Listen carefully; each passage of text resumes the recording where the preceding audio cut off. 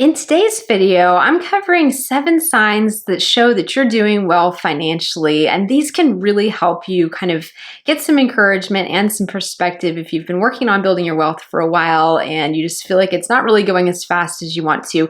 Here's 7 things to look out for to see how well you're doing. Number 1 is that you have an emergency fund. So this is something that's ideally 3 to 6 months of living expenses, more if you can swing it, that you have in place so that you've got a financial safety net for yourself. Number 2 is that you're not having to live paycheck to paycheck anymore. So this is something that most of us, if not all of us, start out in very low paid jobs because we're new in an industry and we're just starting out. And so we can't expect to have huge salaries right out the door. However, as you go on and you get pay raises and you're making more and more money, it's really important to not continue to live paycheck to paycheck, because you can definitely do this at any income level, where as you make more money, you're like, oh, okay, well, now we can afford a more expensive home, or now we can afford a nicer car.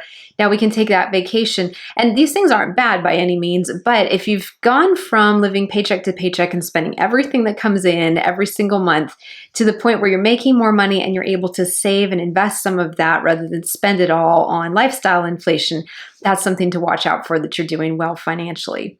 Number 3 is that you have manageable debt or you're debt free. So this is a goal that I think is really good to work towards, is to be completely debt free.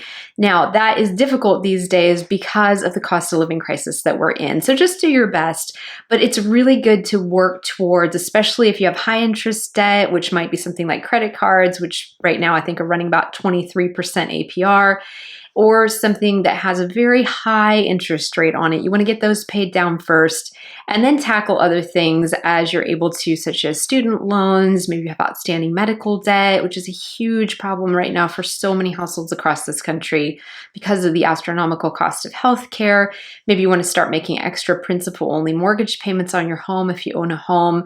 Maybe you want to start working on paying your car off. So there's a lot of different ways to do debt payoff, but just work towards that as you're able to. And if you're moving in that direction and you have less debt today than, let's say, maybe 5 years ago, and you've started to adopt a more debt-free lifestyle where you don't automatically just go take out loans without really thinking it through and being mindful about if that's something that you need, or if there's something that's more affordable that will fill whatever it is that you're looking for, that's something to pay attention to, that you're doing well, as if you have kind of gotten your debt to manageable levels where it's not stressing you out and keeping you awake at night.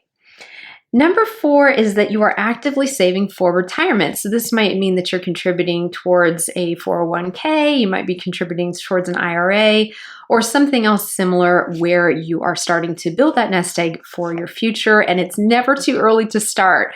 Most financial professionals recommend that you start this in your 20s. So it's never too early to start saving, investing for retirement.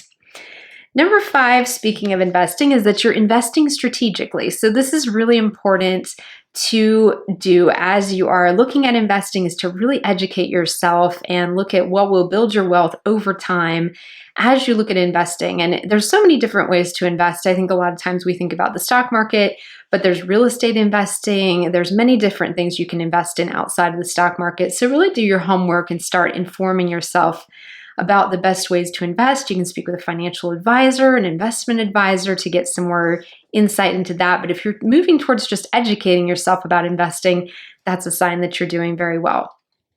Number 6 is that you've built a good credit score. So credit scores is a number between 300 at the low end to 850 at the high end, 300 being very poor, 850 being excellent.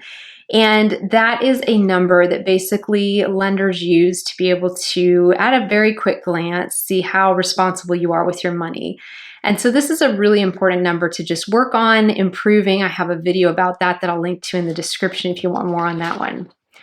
And then number 6 is that you have the right types and amounts of insurance. So insurance is really important to not sleep on. You want to absolutely make sure that you have your homeowner's insurance if you're a homeowner, or renter's insurance if you rent, life insurance, health insurance, auto insurance, and then if you have disability insurance as kind of an insurance for your paycheck. There's even things like critical illness insurance should you have a big, huge health issue that will help cover in the event of something like that. God forbid that happened to you.